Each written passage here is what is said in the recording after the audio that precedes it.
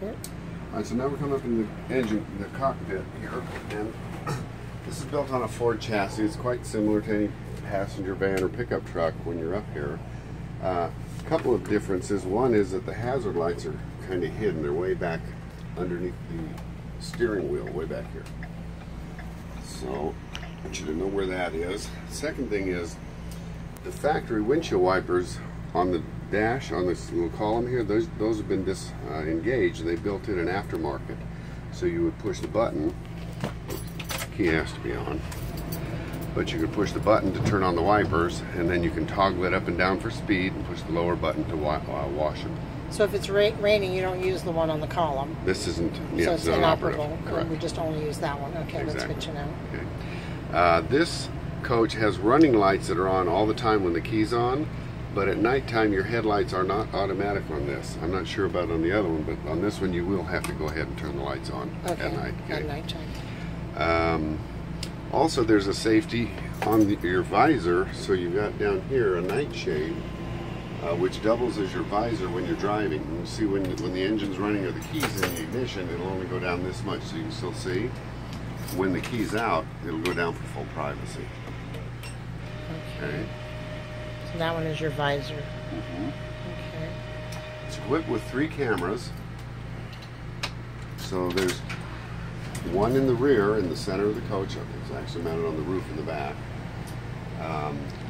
I pretty much travel all the time with it on. You just push and hold the button. A couple of seconds, you'll see a little blue light up here in the CD tray come on, and then it'll warm up. So now that's facing rear. Inside each mirror, there's another camera, and those are activated when you turn your turn signals on. So if you turn your right signal on, you'll see the camera switch, and now it's picking up what's on the right side. Nice. And then on the left side, you can see what's over here as well. Okay, so you just drive with this on the whole time? I do, yeah. Yeah, I think it sounds good. Then you can pretty much know what the heck's going on. If you wanted to, there's a menu button here. Push that. Gives you a little display. You can set up your Bluetooth. You can do a lot of other things. There's a radio built into it. You've got a CD player as well. Oops. But me, I like to keep the camera on. Okay, so the camera button takes care of that. Correct. So this panel of gauges here, you can see this is also a generator button. Exactly the same function as that other one where we started it. So here, if you were driving and it was warm up here and you wanted to turn on the air, you don't have to stop to get the generator going. You could actually just push this button down. Okay.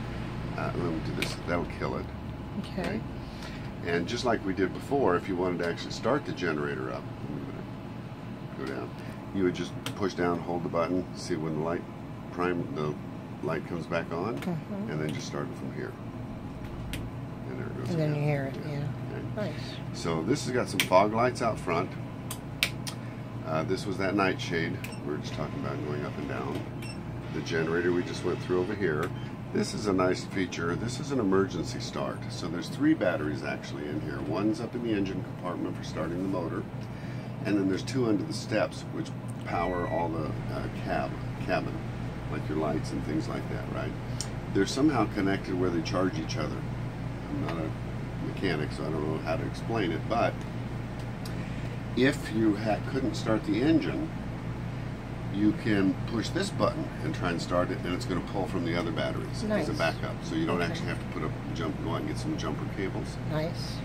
There are jumper cables back in the back just in case everything else fails. Okay. And this last one here is just interior cabin lights. Okay. So you've got a little desk built in over here. Okay.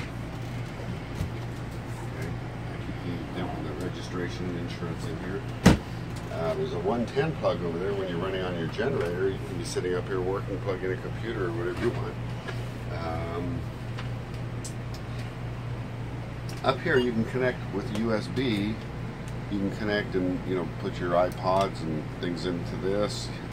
You can charge your phone up here.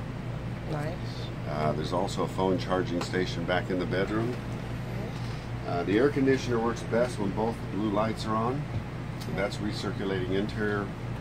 When you push this button and let it come out, it's pulling in from the outside, and you can feel the difference, and it won't be as cool. Okay.